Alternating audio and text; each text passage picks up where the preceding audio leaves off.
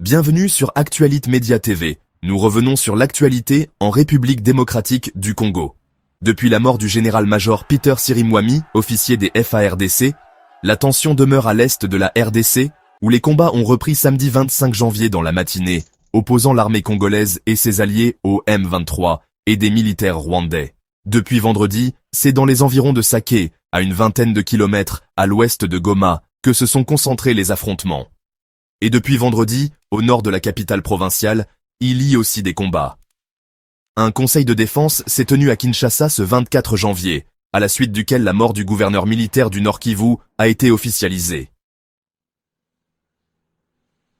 Le président Félix Tshisekedi, rentré jeudi soir de Davos, en Suisse, a convoqué un conseil de défense consacré à la situation autour de Goma qui s'est déroulé ce vendredi. Il a duré environ 3 heures, en présence de tous les responsables sécuritaires du pays. Après être revenu, dans un premier temps, sur les circonstances de la mort du général-major Peter Chirimwami, à qui un hommage a été rendu et qui sera élevé à titre posthume au grade de lieutenant général, les participants à la réunion se sont penchés sur l'efficacité des services de renseignement et sur le risque d'une infiltration ennemie à Goma. Le chef de l'État, qui a décidé d'envoyer une mission de haut niveau au Nord Kivu et d'organiser des réunions opérationnelles dans la province pour coordonner et améliorer les efforts militaires, a aussi donné des instructions pour renforcer les troupes en matériel et améliorer leurs conditions de travail afin de maintenir le moral des soldats.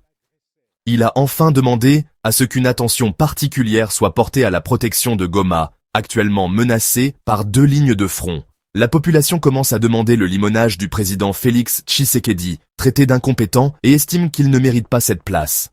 Qu'en pensez-vous vous? Laissez un message et abonnez-vous sur Actualité Média. À très bientôt.